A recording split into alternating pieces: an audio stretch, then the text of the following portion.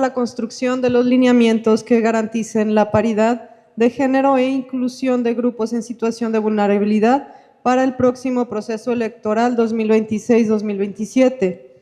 En esta segunda jornada nos vamos a enfocar en la participación política de los pueblos originarios en nuestro estado.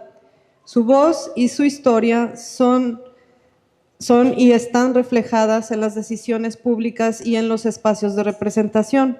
Recordemos que sin la plena participación política de los pueblos originarios, la democracia es solo un traje prestado, según lo comenta Rigoberta Menchú, quien es líder indígena guatemalteca y Premio Nobel de la Paz.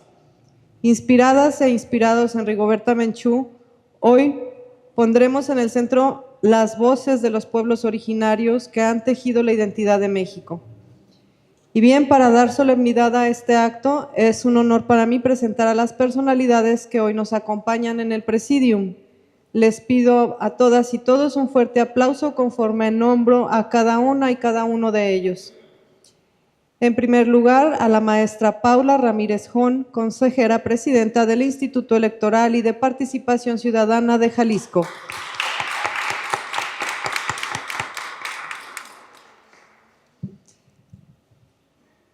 Asimismo, recibimos a Juventino Bautista Sánchez, del área de atención a pueblos originarios del Honorable Ayuntamiento de Zapopan, Jalisco.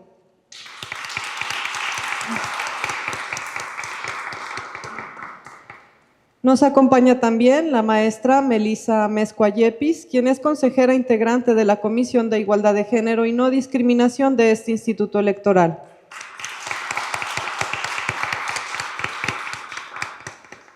Asimismo, damos la bienvenida a la maestra Soad Yanin García González, consejera integrante de la misma comisión.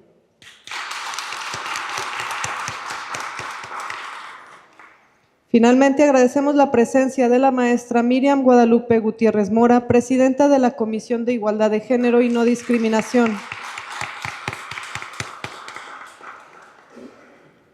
Asimismo, quiero destacar y señalar la presencia de Itzel Vázquez Camarena en representación de Verónica Delgadillo del Ayuntamiento de Guadalajara. Asimismo, a Isaura Matilde García Hernández de la Comisión Estatal Indígena. Gracias por su presencia.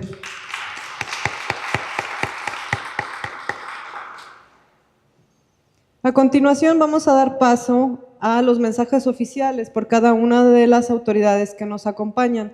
Y en primer lugar, solicito atentamente el uso de la palabra a la maestra Paula Ramírez Jón, quien dirigirá un mensaje de bienvenida hasta por 5 minutos. Maestra Paula, el micrófono es suyo. Muchísimas gracias, directora Yolanda. Un reconocimiento también por todo tu esfuerzo y tu trabajo en la organización de estas jornadas.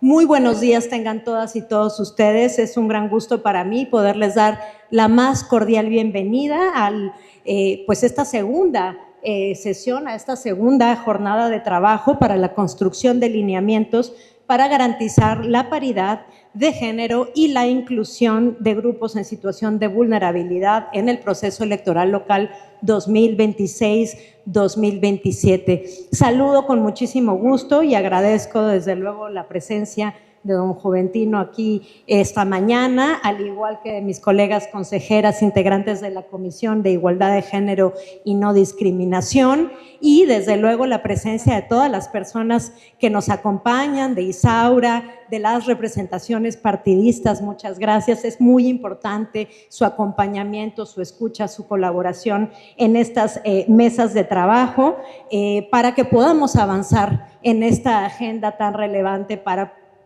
garantizar condiciones de igualdad en el ejercicio de los derechos políticos de todas las personas en nuestra entidad.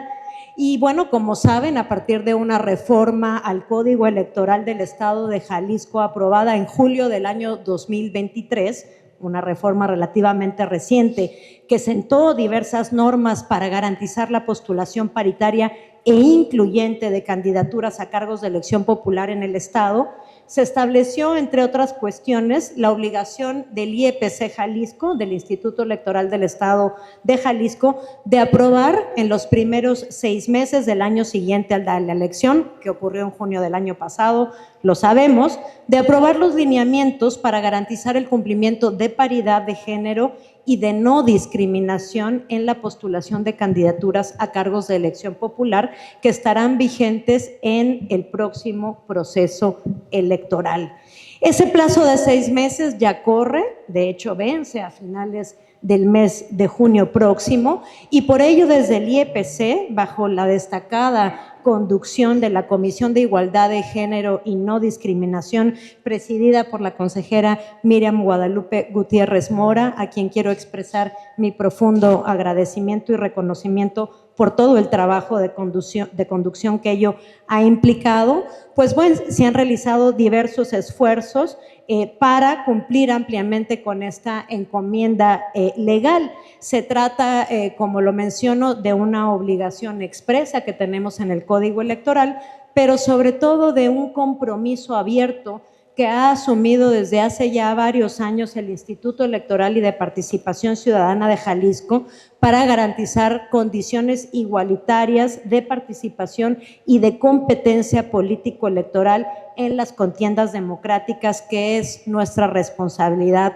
organizar. Y parte de estos esfuerzos para la construcción de los lineamientos para garantizar la inclusión, pues es justamente la realización de estas jornadas de trabajo que hemos concebido como un espacio de libre expresión y deliberación, un encuentro para la escucha mutua y el entendimiento en búsqueda de las mejores reglas, de las mejores soluciones normativas para garantizar de la manera más amplia, pero también más responsable, la participación de todas las personas en los procesos electorales de la entidad en condiciones de igualdad. Y quiero decir en este espacio que es preciso que en estos trabajos reafirmemos nuestro compromiso con la inclusión, que acudamos al debate razonado e informado a partir del estudio de los datos, de las experiencias de otras entidades, del análisis académico y de la lectura objetiva de los resultados obtenidos en el pasado proceso electoral con las normas que aprobamos y aplicamos entonces, pues para identificar estos espacios de oportunidad, ¿no? Para encontrar las mejores soluciones y hacer más efectivas las normas que hagan posible la participación política pues más igualitaria posible entre todos los grupos que conforman nuestra muy compleja sociedad. Al cabo, ya lo hemos dicho mucho, de eso se trata la democracia, es ese lugar en donde todas las personas cabemos y donde todas y todos tenemos los mismos derechos y las mismas obligaciones, es decir, una sociedad de libertades, pero también una sociedad de iguales. Eso es lo que reclama nuestra democracia y es a lo que nos abocamos el día de hoy. Por eso celebramos la segunda de 6 jornadas de trabajo el día de hoy como un espacio incluyente de escucha para que las personas expertas, integrantes de la sociedad civil, de la propia academia, de los partidos políticos, sumamente relevante, insisto, y de distintas dependencias de gobierno compartan sus visiones y nos ayuden a enriquecer este trabajo que es sustantivo. Estas jornadas se llevan a cabo a partir del día de ayer y hasta el 13 de mayo próximo, y cada una de ellas estará enfocada al análisis de las reglas de cada uno de los grupos que debemos atender. Ayer iniciamos con el gran tema de la paridad de género, hoy nos abocaremos a revisar las normas para las personas indígenas y afromexicanas, y en los siguientes días lo haremos para las personas que forman parte de la población LGBTTIQ+, personas con discapacidad, jaliscienses que residen en el extranjero y también para personas jóvenes. Quiero reconocer finalmente y agradecer el arduo trabajo de mis colegas, las consejeras integrantes de la Comisión de Género y No Discriminación, de todos mis colegas del personal de la estructura involucrado en cada uno pues de los proyectos de nuestro instituto y de las tareas que han hecho posible la realización de estas jornadas y la construcción posterior de los lineamientos que estaremos aprobando en algunas semanas. Sin cada uno de estos esfuerzos, sin cada una de estas personas, nada de esto podría ser una realidad. También quiero reconocer y agradecer el acompañamiento pues, de todas las instituciones, asociaciones, incluso colectivos, personas aquí presentes por su interés, por su compromiso, por su vocación democrática para deliberar de manera razonada, libre e informada sobre las reglas que harán posible una elección paritaria e incluyente en 2027. Auguro pues mucho éxito en los trabajos que nos reúnen esta mañana en este memorable y bello edificio Arronis. Sean todas y todos muy bienvenidos.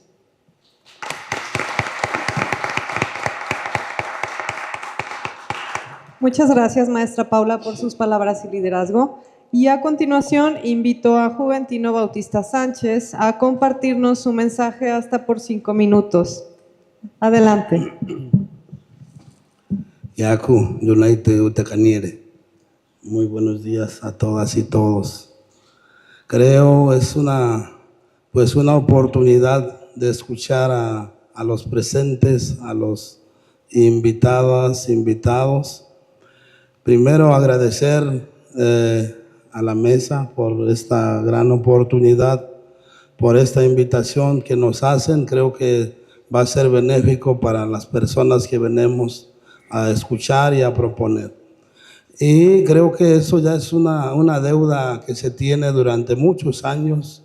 Hemos buscado espacios durante años y pues nomás no se logra. Creo que es un buen comienzo y vamos a buscar espacios para las personas que pudieran estar apoyando a los pueblos originarios, principalmente porque son las personas que conocen las carencias, las necesidades que se tienen en las comunidades y en los espacios públicos principalmente, ya que hasta hoy hemos visto que nada más llegan, pero pues no hacen lo que tienen que hacer.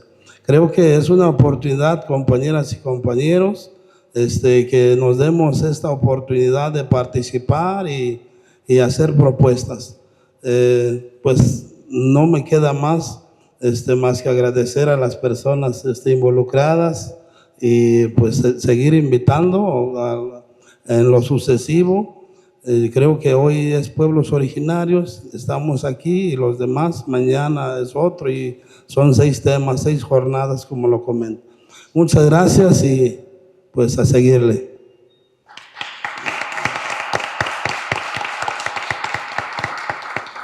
Muchísimas gracias por su mensaje, Juventino, y continuamos ahora con la doctora Melissa Amezcuayepis para que nos dirija su mensaje de bienvenida. Hasta por 5 minutos. Consejera, gracias.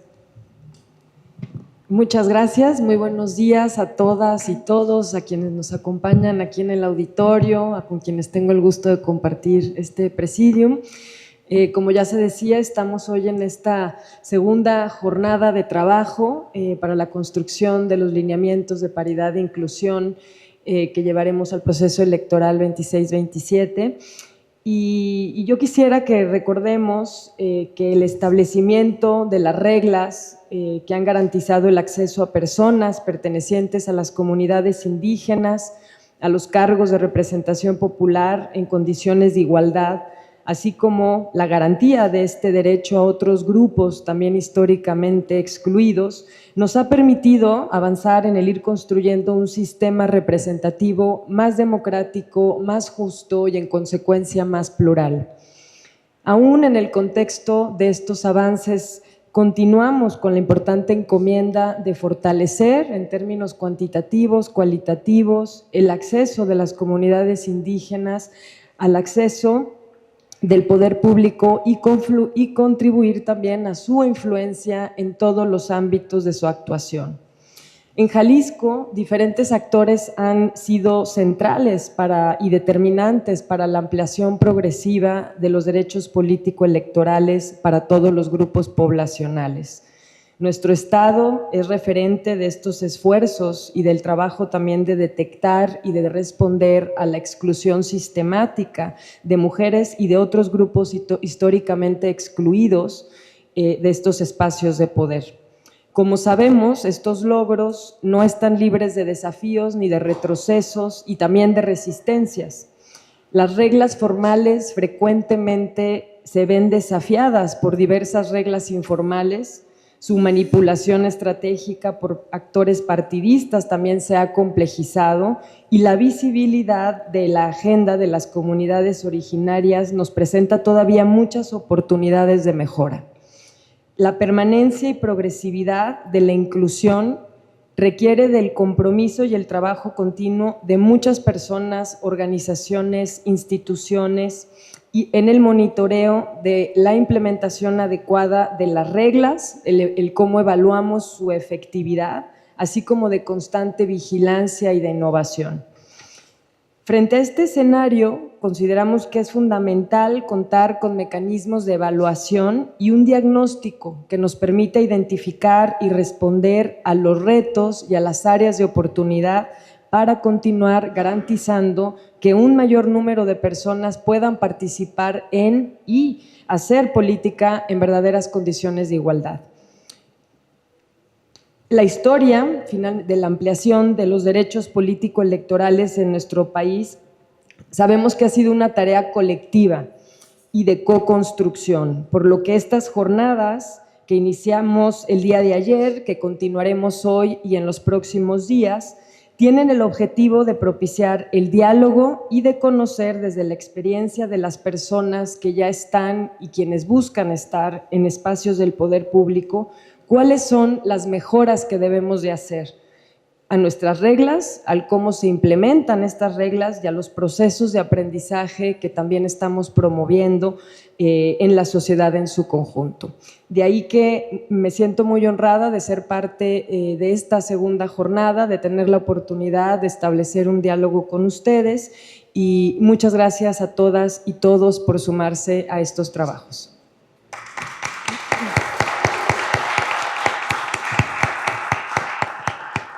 Muchas gracias, doctora Melissa, por compartir con nosotros su ateniado análisis, y es hora de darle la bienvenida al uso de la palabra a la maestra Zoaz Yanin García González, consejera electoral de este instituto. Adelante, está por 5 minutos. Gracias, Yolanda. Buenos días a todas las personas. Saludo con mucho respeto al pueblo wixárika, aquí bien representado por Juventino y por varias personas pertenecientes a al pueblo náhuatl, que son los pueblos originarios que tenemos en Jalisco, y por supuesto las representaciones del resto de pueblos originarios de México, presidenta, colegas, consejeras, Isaura, y a todas las personas. Es un gusto que nos sentemos hoy a platicar aquí, porque estoy segura que saldrán cosas muy positivas.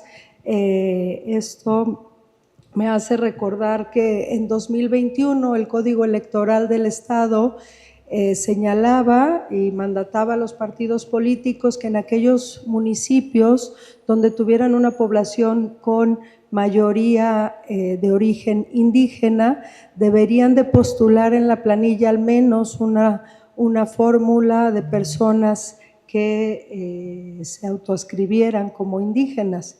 Entonces, en pláticas de quienes en ese momento integrábamos la Comisión de Igualdad, nos pareció que era totalmente injusto, dado que había 3 municipios que superaban más del 60% de población indígena y la ley solo les garantizaba una posición en una planilla para postular para candidaturas del ayuntamiento.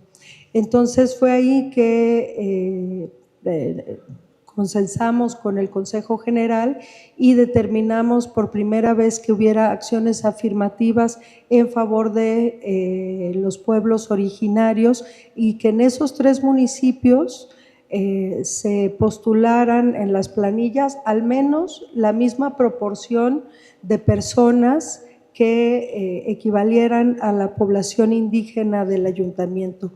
Y eso pues sentó un precedente y rindió buenos frutos, porque los resultados fueron que los ayuntamientos se integraron con mayoritariamente personas de los pueblos originarios.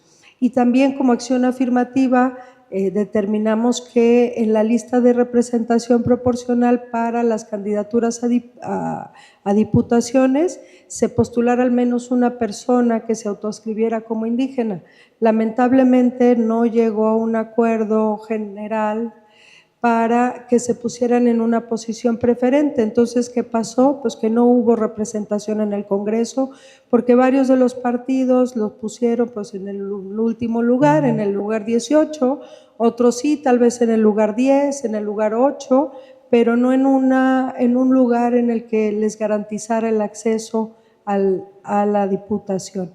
Y en 2023, cuando hubo esta reforma al Código Electoral, si bien no nos vamos a levantar el cuello diciendo que fue el instituto quien fue el motor de que se haya generado esa reforma, pero ese antecedente de las acciones afirmativas en 2021 al final es lo que está redactado ahora en el Código como una garantía para los municipios con población mayoritariamente indígena. Entonces, creo que las acciones afirmativas van generando que haya avances que al final queden garantizados en las normas. Y ahora, como resultado de estas últimas elecciones, pues vemos con buenos ojos que las reglas en los municipios fueron, digamos, efectivas, eficientes, siempre serán perfectibles y de eso se trata, por eso estamos aquí, pero que sí garantizaron que hubiera 3 presidencias municipales de los 5 municipios con población mayoritariamente indígena que fueran que se autoascribieran como personas indígenas y que sus ayuntamientos fueran conformados mayoritariamente indígenas.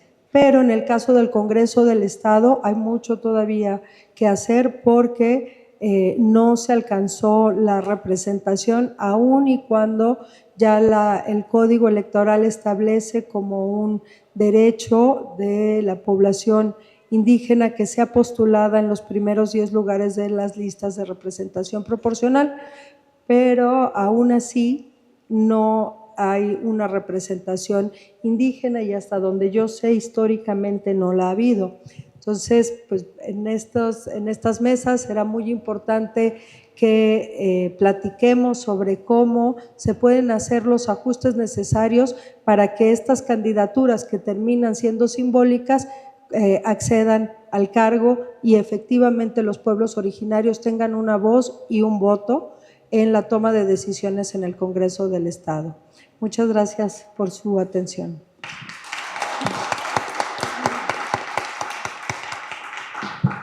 Consejera Soad, muchísimas gracias por sus palabras.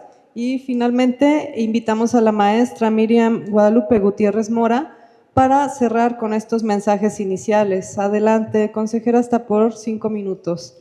Muchísimas gracias. Muy buenos días a todas y a todas las personas que nos acompañan. Gracias, Juventino, por acompañarnos, por estar acá en la mesa que preside, mis colegas, presidenta, muchísimas gracias. Mis colegas integrantes de la comisión, la consejera electoral Melissa Mezcua y la consejera Suayanín García, que hemos estado trabajando junto con la Dirección Ejecutiva de Prerrogativas e Igualdad y la Dirección de Igualdad de Género y No Discriminación del IEPC Jalisco. Muchísimas gracias a sus directoras pues por todos los esfuerzos que hemos estado realizando pues para estar ahora aquí con ustedes. No quiero redundar en lo que ya nos han compartido nuestros colegas, pero sí quiero resaltar un mensaje. El camino, pues, todo el camino que hemos recorrido, que ya nos lo platicó muy puntualmente la consejera Soad, para el reconocimiento de los derechos de los grupos en situación de vulnerabilidad, siempre ha sido un trabajo colectivo. Para el IEPC Jalisco es muy importante la presencia de ustedes aquí, que nos puedan externar todo lo que sus inquietudes, sus preocupaciones, sus caminos que podemos encontrar para que puedan tener una mayor y mejor representación, particularmente por lo que hoy toca, que son los pueblos originarios. En ese sentido, reconocemos pues que aún tenemos mucho por hacer, que tenemos retos importantes para la construcción de la paridad sustantiva y la inclusión rumbo al proceso electoral 2026-2027, y es por ello que el Instituto Electoral y de Participación Ciudadana del Estado de Jalisco, a través de este ejercicio, prioriza el diálogo y la participación ciudadana para identificar áreas de mejora con base en experiencias previas y retos futuros, a fin de garantizar condiciones más igualitarias e inclusivas para el ejercicio del derecho de las personas a ser votadas y con ello integrar los órganos de representación política en el Estado de Jalisco. Las jornadas de trabajo para la construcción de los lineamientos que hoy hoy es el segundo día de trabajo, constituyen el principal mecanismo participativo a través del cual se busca atender estos objetivos, generando un espacio de escucha, análisis colectivo y deliberación propositiva. Yo quisiera de aquí pasar a compartirles un poco cómo vamos a estar trabajando el día de hoy. Ahorita vamos a tomarnos unos minutitos para que podamos platicar o ahondar en un encuadre que nosotros le hemos denominado pues una especie de retroalimentación respecto de lo que eran las reglas o fueron las reglas para el proceso electoral 2023-2024 y los resultados que obtuvimos a partir de esas reglas en todas sus vertientes, tanto como paridad como para los 5 grupos en situación de vulnerabilidad y o históricamente discriminados que señala el Código Electoral y para los cuales se diseñaron las normas. Posterior a esto nos vamos a ir a trabajar a 3 mesas que vamos a tener en la parte de atrás. Tenemos un receso, nos vamos a las mesas. Ya en las mesas vamos a tener una plática, digamos, más profunda y vamos a poder dialogar entre todas y todos los asistentes. Las directoras nos dirán ya la metodología cuando estemos ahí. Y finalmente cerraremos el día de hoy. Tenemos programado que sea esto alrededor de las 2 de la tarde. Platicando el resultado de cada una de las mesas con el fin de que podamos pues analizar cuáles serían las mejores condiciones para que ustedes pudieran pues tener estos mejores espacios, ya lo dijo la consejera Suárez, para tener mayor representación. Bien, entonces con esto podríamos pasar, no sé, directora, a lo que sería el encuadre. Claro que sí, consejera, agradecemos profundamente a todas nuestras autoridades por sus valiosos mensajes y la claridad con que han expuesto los retos y los objetivos de esta jornada y les pedimos que todas y todos se preparen para que escuchemos atentamente el encuadre analítico que nos va a presentar la consejera Miriam. Adelante. Muchísimas gracias. Bien. Nosotros preparamos una presentación que vamos a poder estar viendo por acá. Y bueno, la primera pregunta que nos hicimos es pues cómo se organizan los lineamientos y aquí ustedes pueden ver qué fue lo que sucedió en el proceso electoral 2023 y 2024. Nosotros a partir de lo que señala el Código Electoral pues organizamos los lineamientos de la siguiente forma. Tuvimos unos bloques de población y unos bloques de competitividad. Estos bloques nos permitían pues que toda la norma que tiene que ver para garantizar el principio constitucional de paridad pues se cumpliera. En ese sentido teníamos un bloque poblacional y bloques de competitividad. En esta primera etapa vamos a estar viendo lo que son las reglas de paridad que se llevaron a cabo en el proceso electoral. Como ustedes saben, pues se exigió la paridad horizontal, vertical y transversal. Esto significa, respecto a la paridad vertical, que todas las personas de las planillas, es decir, que las personas que iban en los municipios deberían de ser intercalados entre mujeres y hombres. Si ustedes lo recuerdan, en estos 5 municipios que son mayoritariamente indígenas, donde justamente se colocaban las fórmulas de regidurías que iban iban a ser intercaladas, o sea, fueran o que estuvieran representados a través de un grupo en situación de vulnerabilidad. En este caso estamos hablando de los pueblos originarios. Siempre tendría que haber participación de hombres y mujeres en paridad. En ese sentido, también nos vamos a la lista de diputaciones de representación proporcional. Esta lista está integrada por 18 personas. Esta lista también tendría que ser intercalada mujer-hombre u hombre-mujer. También tenemos lo que son lo que es la paridad horizontal. Cuando hablamos de paridad horizontal, pensamos en tener 50% de postulaciones de presidencias municipales mujeres y 50% de hombres. Y lo mismo sucede con las sindicaturas. Y finalmente, pues, la paridad transversal, que tiene que ver con estos bloques de competitividad. Quienes estuvieron, pues, a lo mejor un poco más involucrados, recordemos que teníamos los bloques para señalar en dónde se iban a postular candidaturas femeninas y en dónde se iban a postular candidaturas masculinas, para que todas fueran justamente postuladas en paridad. Posteriormente nos vamos, por favor, a la que sigue. Aquí es donde ya tenemos entonces las reglas para estos 5 grupos pues sí, 5 grupos que se consideran en situación de vulnerabilidad, que son los pueblos y personas indígenas, la población LGBTIQ+, las personas con discapacidad, las personas de las juventudes y los jaliscienses residentes en el extranjero. Por lo que vea lo que nosotros estamos, o por lo que nos convoca y lo que nos reúne, pues tenemos que la norma nos dice que en los 5 municipios en donde tenemos población mayoritariamente indígena, que es Bolaños, Cuautitlán de García Barragán, Mezquitic, Tuxpan y Zapotitlán de Vadillo, se debería de presentar al menos el número de fórmulas de candidaturas que corresponden a la proporción poblacional de ese municipio.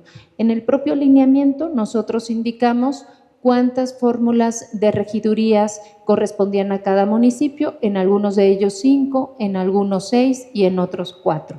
Entonces, que era en el caso de las diputaciones, deberían de postular en la lista de representación proporcional entre los 10 primeros lugares al menos a una persona que perteneciera a estos pueblos originarios. Entonces, respecto de los otros, digamos, grupos, pues tenemos condiciones distintas. En el caso de las personas LGBTIQ+, al menos se debería postular una fórmula en 6 municipios de los 125 municipios que corresponden para el estado de Jalisco. En el caso de las personas con discapacidad, una fórmula en 19 municipios y en el caso de las juventudes, una fórmula en cada planilla, es decir, una fórmula en los 125 municipios que corresponden a Jalisco.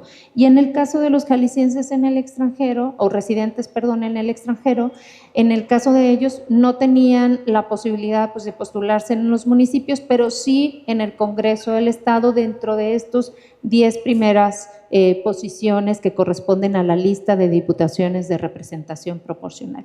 Todo esto lo vamos a ver con más detalle también en las mesas. ¿Cuáles fueron los resultados? A ver, en los resultados que tenemos es, primero, bien, bueno, pues entramos a los resultados y les comento que aquí, ¿qué nos dicen los resultados?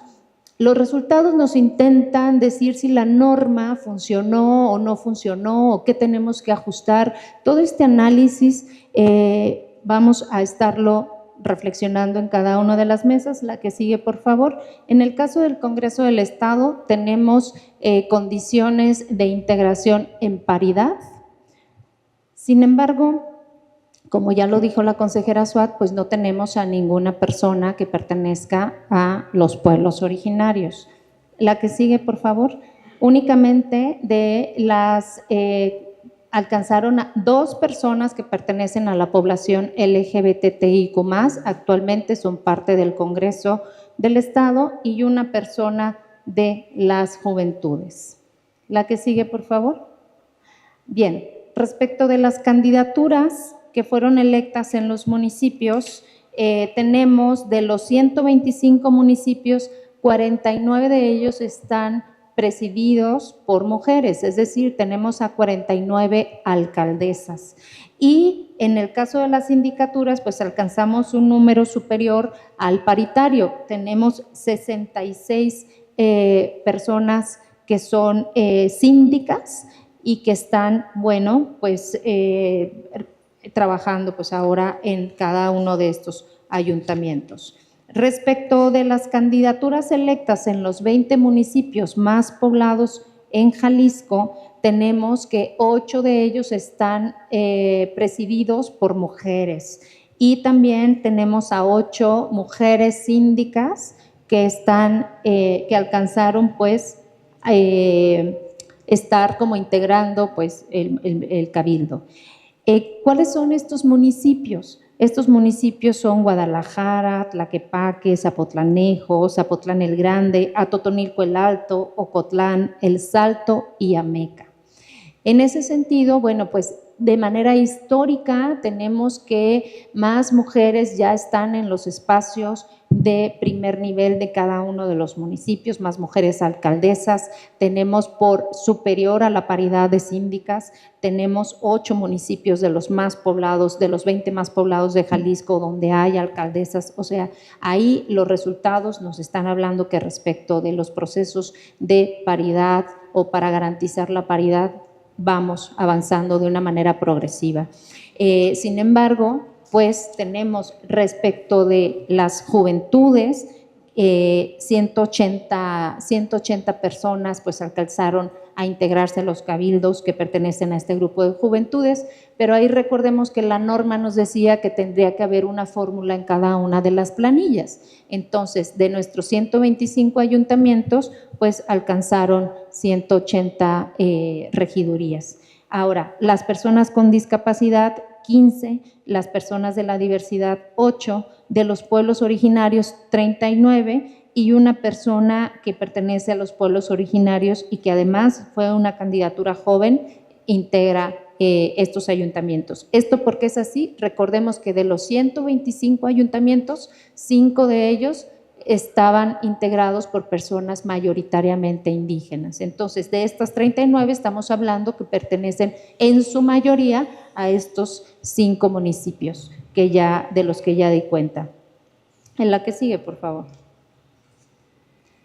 Aquí, ¿qué es lo que tenemos respecto del cumplimiento en municipios con población mayoritariamente indígena, que son, en el caso de Bolaños, se debería de postular 4 fórmulas y bueno, pues ¿cuál fue el cumplimiento? Ahí estamos viendo que tanto las coaliciones, que en su momento fue Fuerza y Corazón por Jalisco y Sigamos Haciendo Historia, y el partido político que contendió de manera individual, que en este caso fue Movimiento Ciudadano, todos postularon sus 4 fórmulas. Respecto de Cuautitlán de García Barragán, vemos que Fuerza y Corazón postuló 5, Sigamos Haciendo Historia 4 y MC 5, es decir, Sigamos Haciendo Historia hizo falta ahí la postulación de una fórmula más. Respecto de Mezquitic, que eran 6 fórmulas, se postularon, en cada municipio debía de postularse hasta 7, ¿no? Entonces, esto es importante, tenían el máximo que podían postular eran 7 fórmulas en cada uno de estos municipios. Entonces, aquí podemos advertir cuál fue la coalición, el partido que pudo postular y cómo se estuvieron dividiendo. En el caso de Tuxpan, la coalición Sigamos Haciendo Historia no participó, ahí participaron de manera individual los partidos políticos, es por eso que tenemos tanto Morena como Futuro postulando de manera diferenciada. En el caso de Zapotitlán de Vadillo, pues también vemos que sí hubo el cumplimiento, incluso en varios casos, como es el caso de Mezquitic, el caso de Zapotitlán, hubo quien, o sea, el partido político Movimiento Ciudadano, pues postuló más fórmulas de las requeridas, porque esto sí era posible, postular más fórmulas de las requeridas, esto era nada más un piso. Ahora bien, en la que sigue, por favor. En la que sigue vamos a ver las candidaturas indígenas que encabezan las planillas de los municipios con población mayoritariamente indígena. La norma nos decía, de estos 5 municipios, al menos uno debe de ir encabezado por personas indígenas. Entonces, aquí podemos advertir que en el caso de Bolaños, se postuló o encabezó una fórmula indígena, en el caso de Sigamos Haciendo Historia y Movimiento Ciudadano. En el caso de Cuautitlán no se encabezó por ninguna fórmula que pertenezcan al pueblo indígena. En el caso de Mezquitic también igual, por Sigamos Haciendo Historia y Movimiento Ciudadano. En el caso de Tuxpan, por Fuerza y Corazón y Movimiento Ciudadano, Morena y Futuro. En el caso de Tuxpan, todos fueron encabezados, o todas las planillas registradas se encabezaron por personas que pertenecen a estos pueblos. En el caso de Zapotitlán de Vadillo, pues también tanto las dos coaliciones como el partido político postularon con esta condición, de tal manera que tanto coaliciones como el partido político tuvo más de las solicitadas, es decir, se pedía uno, pero se postularon más personas que encabezaron estas planillas que pertenecían a los pueblos originarios. Finalmente, bueno, pues ¿cuáles fueron los resultados en los municipios con población mayoritariamente indígena?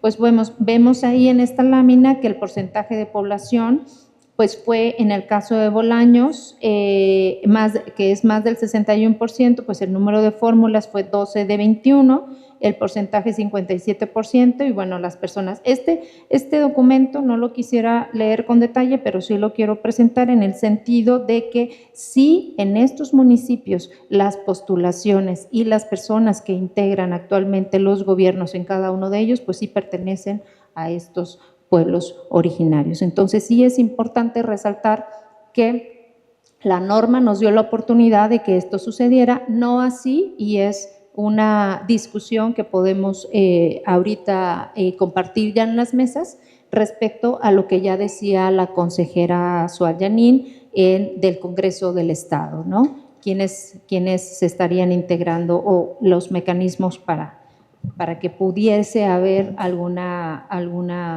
representación en el Congreso. Entonces, ¿qué es lo que sigue?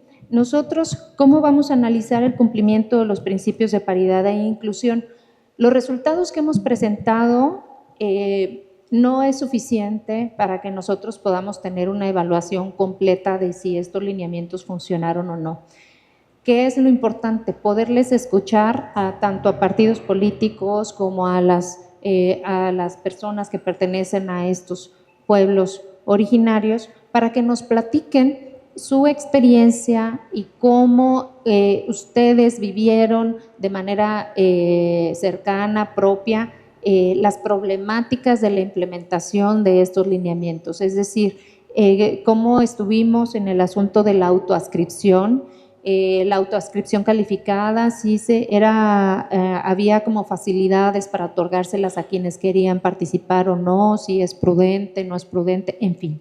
Sí hay varias cosas que tenemos que platicar y eso nos va a dar herramientas cualitativas para que nosotros podamos tener elementos para construir el siguiente lineamiento para garantizar pues, la paridad y la inclusión durante el proceso electoral 2026-2027.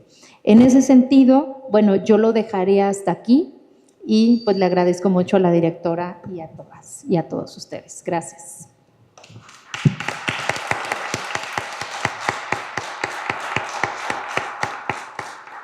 Agradezco a la consejera Miriam Guadalupe Gutiérrez Mora por su intervención para ponernos en contexto y en marcha para trabajar ahora en cada uno de nuestros equipos.